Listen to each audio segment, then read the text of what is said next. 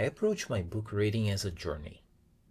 Since I'm mostly a visual thinker, I like seeing a map to clarify where I am, where I have been, and where I might go next. Why is that important? It's helpful to look at where I've been and ponder what I learned when I was there. Similarly, I can reflect on my learning where I am. If I'm not learning anything, I should look for learning opportunities. Even more so if I think the circumstances are less than ideal. That's often where the most important lessons are learned. With that, I can decide better what I might or would like to learn next. As a huge bonus, this approach also helps me connect better with other people. I'll tell you more about that later, but first, let's look at the system and tool I currently use for that.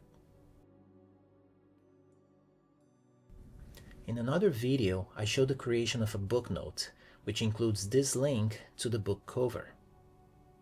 Notice the inclusion of a block reference, which makes it easy to bring this book's cover to other places, such as notes, or onto a canvas, as we can see here by linking to that block reference and using the exclamation mark to render the content here. Then I can add card notes or other things as I develop my thoughts. Let me tell you how I thought about starting this approach, and then I'll show you a few examples. For a while, I've been reflecting on books I've read that have led me to other books. For example, I read the Gang of Four book on design patterns long ago. It was a dry read for me and hard to follow. I didn't appreciate the book much. Years later, I read Head First Design Patterns, which I liked much better. I wished I had read them the other way around. That's what happened with a couple of other books on another subject. I first read Badass Making Users Awesome, one of my favorite books. I read The Design of Everyday Things about 2 years later. As I was reading that one, I was glad I read those two books in that order, which allowed me to appreciate the second one much more. That's important because when people ask me for book recommendations, depending on what I know about the person, I can give better recommendations based on these experiences. Also, I can understand what I have learned in those subjects better. Here's another example. I read The Back of the Napkin and enjoyed the book a lot. As I applied its lessons and researched the topic, I ran into See What I Mean. With my growing interest in developing my visual thinking, I kept seeing resources everywhere. We have a lot of book readers at Improving, and I saw a few improvers share a great appreciation for the book Usmo, Thinking with Our Pen.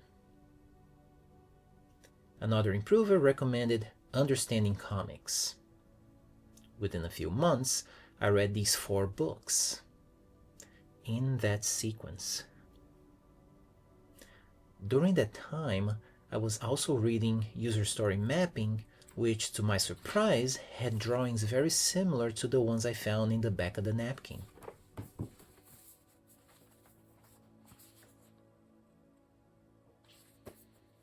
Like that, I had a few great resources that I used to learn and apply to my work almost daily. Also at the same time, I read How Clients Buy. Some concepts in it were perfectly illustrated by one of the examples described in the back of the napkin.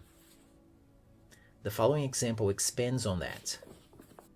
We run many book clubs at Improving, and that is how I was reading How Clients Buy, which made me take more time to ponder the content before our weekly meetings. I then created a canvas to explore connections between that book and others. That helped me develop more knowledge and insights. I wrote a few sentences to anchor why I made those connections in my mind. As I added more connections, some essential points became apparent, such as these 3 books exploring the importance of offering value to people first, a topic that's also essential to the book at the center of this canvas. When I got to the end of the book, I had many more connections and insights, such as these groupings on design thinking, and effective collaboration and communication. I keep updating the canvas as new connections emerge. This visualization allows me to distance myself from my thoughts, giving me more clarity on what's happening here.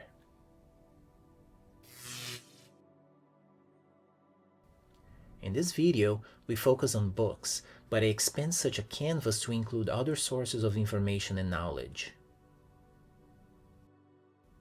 Can you think of interesting connections between books you've read or are reading?